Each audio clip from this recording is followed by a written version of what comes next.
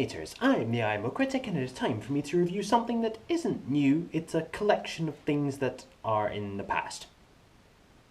Weird starting point, but here we go. So since I've done my top 10 TNA wrestling matches of all time, and since WWE is my favourite wrestling promotion, simply from a nostalgic and a general point of view, I thought it only fitting to do a top 10 list on my all-time favourite WWE wrestling matches. Of course, this is something that will probably change over time, because I'm sure there are many classic matches to come, but as of April 20th, 2016, these are my top 10 favourite WWE matches. Before we get started, I just have to let you know these are my top 10 favourite wrestling matches in WWE. This is not me doing a list on the 10 best wrestling matches in WWE or the top 10 best matches in WWE.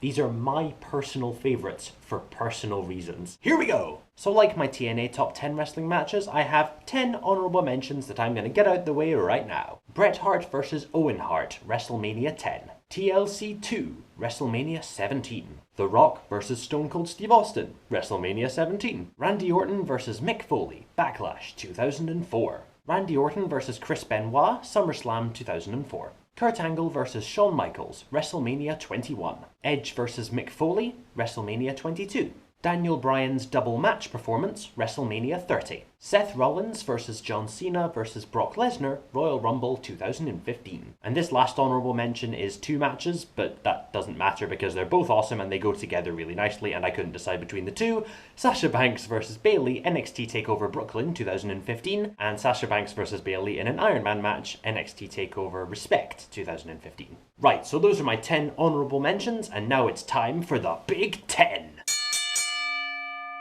Alright, so number 10 on my top 10 favourite WWE matches of all time takes us back to SummerSlam 2002, where Triple H takes on Shawn Michaels in an unsanctioned match. Now, I have to get it off my chest, the idea of an unsanctioned match is the stupidest idea of all time. The idea that that match never technically happened because it's not actually been scheduled and it's not been officially done, except it's on all the DVDs, it's been recorded, it's on live television.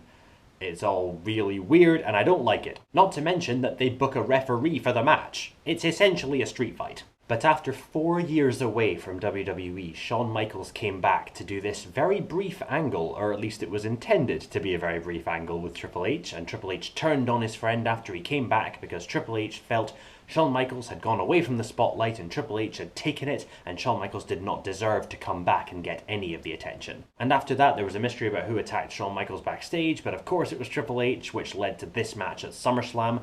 This match is 45 minutes of mayhem. Triple H has already said it's the best match of his career, but I tell you something, after 4 years away with a back injury, I love that they used this match to really hint that Shawn Michaels' back maybe wasn't actually as fixed as they thought it was. Triple H hits countless backbreakers, including on a chair. He suplexes HBK all over the place, he flings him into the turnbuckle so his back smashes into the corner, and it just makes the audience cringe every time it happens because, my god, Shawn Michaels is one of the best sellers in the business. But the way the match evolves and Shawn just starts showing how good he is, and when he finally kips up, bad back and all, and he just looks pumped, the crowd goes mental, and that final roll-up victory made perfect sense. But then I love the fact that they thought that this was the last match Shawn would do, but then he came back and he had what is, in my opinion, the best run of his career from 2002 to 2010. Okay, so number 9 once again features Shawn Michaels, but we are going back to WrestleMania 12, where Bret Hart faces Shawn Michaels in an Iron Man match. Now, if you're a WWE fan, you know the rules of an Iron Man match. It's pretty straightforward. There's a time limit from 60 minutes to 0, and whoever scores the most pinfalls or submissions in that time wins. But this match is a great example of flipping a stipulation on its head.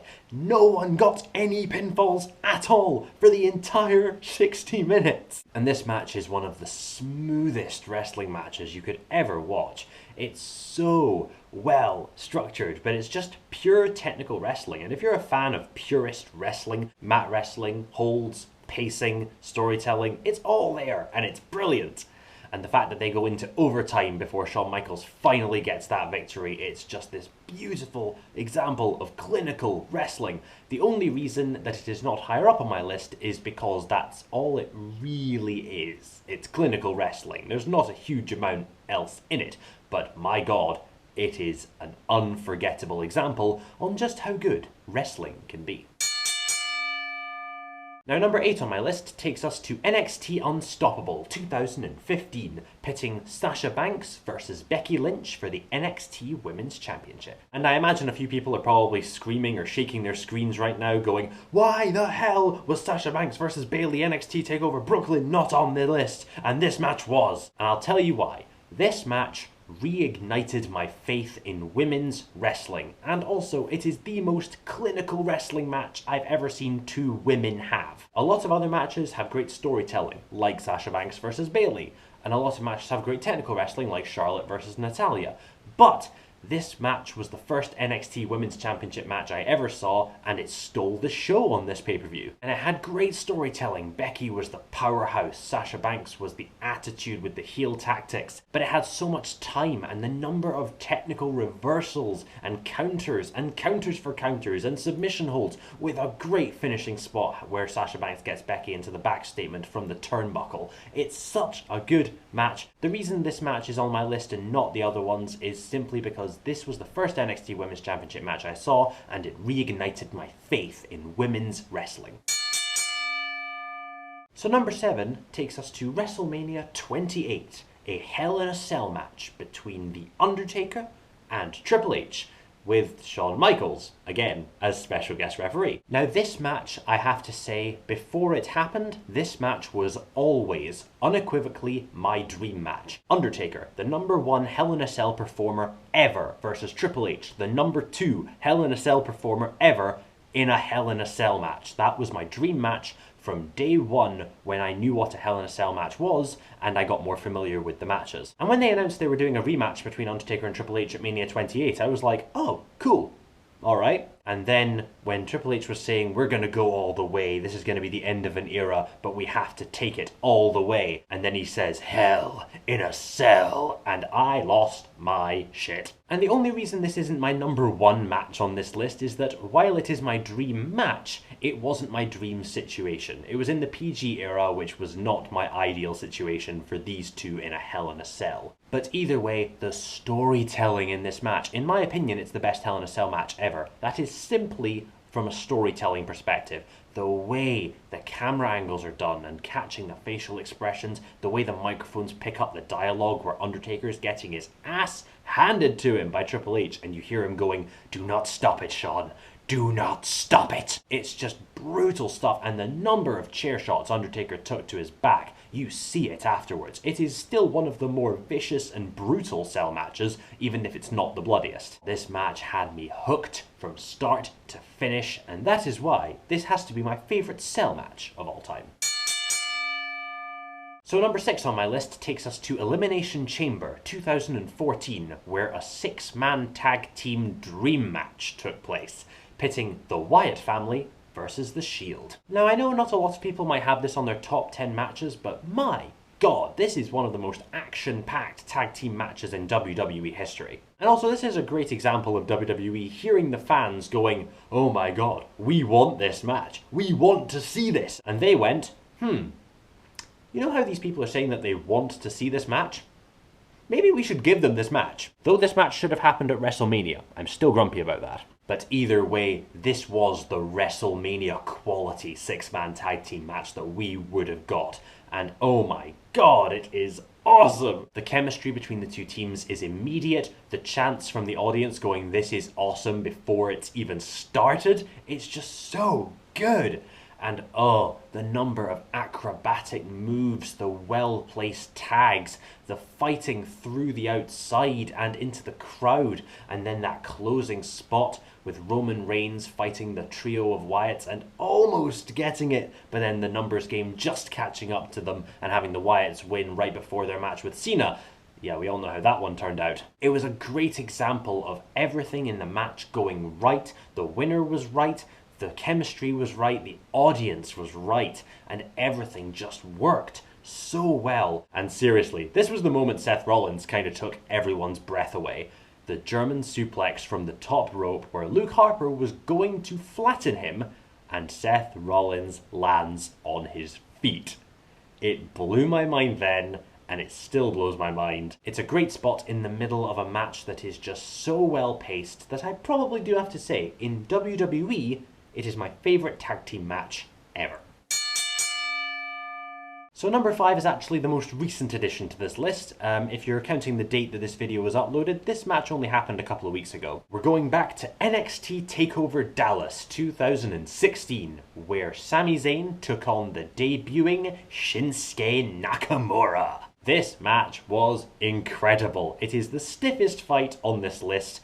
The moment where Sami Zayn and Shinsuke are forearming the living shit out of each other is one of those moments that really will go down in history. And holy cow, it's just such a good match. Seriously, for every hold one of these guys had, the other guy had an equally good counter hold. If there are any pictures out there of Sami Zayn after his match with Shinsuke, like in interviews, this side of his head's like swollen. It's been properly thumped into oblivion by Shinsuke, but it's just such a great example of how two guys are willing to sacrifice their own physical looks and sacrificing their own normal wrestling style just to give something fresh and exciting to the WWE audience. And it was just so beautiful to watch, and Shinsuke proved that he could do his thing with his strong style technique in WWE, and it was so refreshing to watch. No one in WWE history has ever had a better debut match.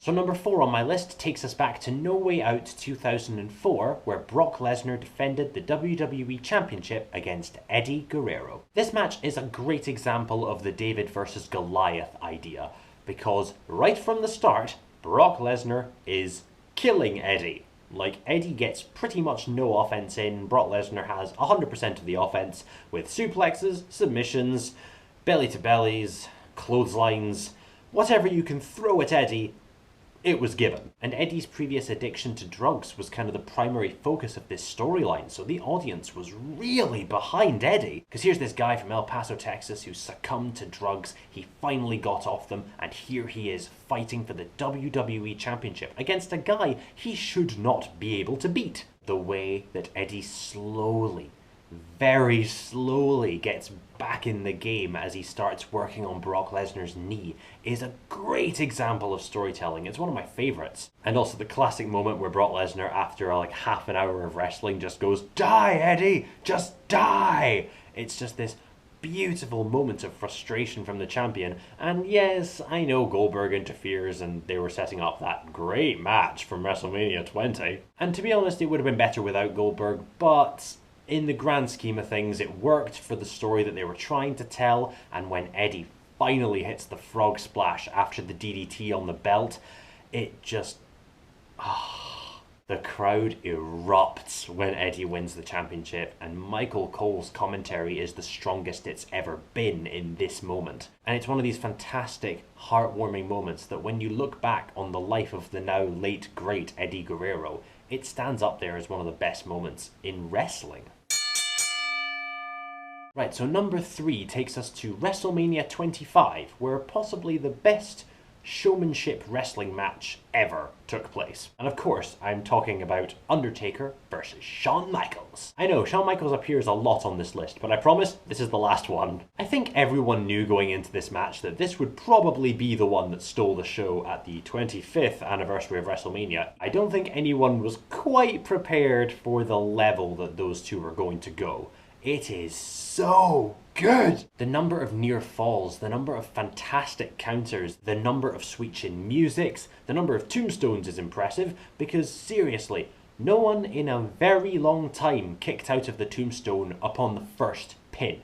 Usually there would be a pause, or there would be like interference, or the referee would be out of the ring or something before someone kicked out. This was the first time in a very long time that Undertaker hit the tombstone, went for the pin, and Shawn kicked out at 2. And Undertaker's face is so beautifully captured in that moment. I think I should probably try and find it and put it there. Look at his face. Isn't it beautiful? The number of amazing tombstone counters in this match is also awesome. When Shawn Michaels does the kip up onto the ropes, but Undertaker catches him, and then the closing one when Shawn goes for a moonsault from the top, and Undertaker catches him into another tombstone. It's just so beautiful. Not only was this match the best match at WrestleMania 25, it was the best match of that year, and in my opinion, it's the best match that either Undertaker or Shawn Michaels has ever had. So number 2, in a lot of ways, is my favourite match when it comes to the overall combination of everything coming together, with a great storyline leading into it, with a great crowd, with a great match, and a great payoff. We are going back to 2011 at the Money in the Bank pay-per-view, where CM Punk, a man walking out of WWE after that night, challenged John Cena for the WWE Championship. And of course, as most WWE fans know, CM Punk was actually about to have his contract expire. And of course, the lead up into the match was so good, with CM Punk's now legendary pipe bomb promo, his demand session where he was talking to Vince about what he wanted in order to stay. And John Cena was the perfect opponent for CM Punk to have, because here's the big blue-collar hero who believes in everything WWE stands for. And of course, CM Punk doesn't. CM Punk is totally wanting to change everything up, but John Cena represents what WWE has been for so long. And oh my god, the fact that this event is in Chicago, CM Punk's hometown, that was just the icing on the cake, because that crowd was rabid. It's the only time I can remember outside of ECW One Night Stand 2006 that when the fans have a sign saying if Cena wins we riot, I believed them. They were so 100% behind CM Punk. The ocean of cheers for him was deafening. The ocean of boos for John Cena, equally deafening. But it just added such a huge fight feel to the match. And the fact that this match also goes on to be 40 minutes long just adds to the whole huge fight feel that this event was giving us. The number of near falls is so good. The number of moves that neither CM Punk nor Cena had done in a long time was really good, but the storytelling between the two was so good, and that was pretty much the first time that we really got to see how good their chemistry was. And then every other time that CM Punk and Cena met one-on-one after this was a classic. But the ending with CM Punk winning the title and walking away, because he came back, like, there was a kind of bittersweet feeling watching it back, but obviously when you see the match, you kind of forget about it, because this match is just so damn good. And of course, now I hear you ask, seriously, with all the stuff you've been saying about all these matches, what the hell can be number 1? And I bet you it's a match you maybe don't expect. So I'm going to give a few explanations as to why this match is my favourite match in WWE ever. First of all, it features two perfect components. It features a highly technical wrestler and a hardcore specialist, a stuntman and a mat wrestler. And then in the middle of the match, both men get injured for real, and they keep going, and the crowd feels this. They feel this energy rising when they know that these guys, there's something wrong. But they keep pushing to end this match, even though both of them are in no state to keep going. They do it for the entertainment of the fans, and to top it all off, it's about 25 minutes of literally everything you could ask for in a match. It is mat wrestling. It is high spots. It's crazy hardcore stunts. It's a huge finish at the end. It's near falls. It's vicious brutality, but it's also strength, conditioning, and everything that you could possibly want in a match rolled into one. And oh yes, there is incredible storytelling in this match, mostly assisted by the fact that these guys were in legit pain. And this match is my favourite simply because it makes me appreciate wrestling in all its real, brutal form. This is as real as wrestling has ever got. And yes, it's predetermined, but if anyone ever tells you wrestling is fake, take them back to King of the Ring 2001 with the street fight between Kurt Angle and Shane McMahon. This match is awe-inspiring. I mean, it starts with Olympic Greco-Roman style wrestling in a street fight. And then about 10 minutes into the match, Kurt Angle and Shane go out to the ramp, and Shane McMahon suplexes Kurt Angle. and Kurt Angle badly bruises his tailbone. He thought he broke it during the match. And then they get to the spot where Kurt Angle's supposed to belly-to-belly suplex Shane McMahon through some sugar glass, because, you know, sugar glass, it looks like it's real glass. No, some idiot decided to replace it with real glass. And so during his first belly-to-belly attempt, which, by the way, remember, Kurt Angle has a near-broken tailbone, he throws Shane weakly, Shane hits the glass and falls right on his head and suffers a concussion. So here you have a man with a bruised tailbone and a man with a concussion, and they keep going. Shane tells Kurt to throw him through the glass, so he does, and he keeps throwing him, and he throws him through another sheet of glass. Both guys are bloody and really, really banged up because the glass is real. It's real plexiglass, so these guys get cut up really badly when they fly through it. And then a huge angle slam from the top rope to finish off the match. I think you can tell just from how much I'm gushing about this match. This is why it's my favourite match. These two totally changed the perception on what not only an Olympic wrestler can do, but what a non-wrestler can do.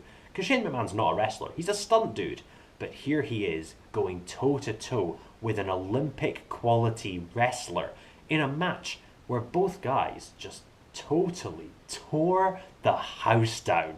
And it's just a fantastic example of the conditioning of wrestlers in real life and also the conditioning of wrestlers in the story sense. And oh my god, I cannot stress this enough, it is my favourite match in WWE history. So anyway guys, those are my top 10 WWE wrestling matches of all time, and of course, as I said at the beginning, those are just my opinions on my personal favourites, not necessarily the best WWE matches ever, because of course that's a different list. And of course, as I say, those are just my opinions. You're the opinionators, please put your opinions down in the comment section below. What are your favourite wrestling matches in WWE of all time? And of course, the same question I carry over from the TNA list is, what's your favourite WWE match that maybe doesn't get the recognition that it deserves? Whatever you think, put it down below, and of course if you like what you've seen here and you like the top 10, please hit the like button, share, subscribe, whatever you like. And if you didn't like the top 10, well, I warned you, it is my top 10 favourites, not the best matches of all time. And if you want to do your own top 10, feel free. I am the IMO Critic, and I'll be back again with something else new for you, and I'll see you later.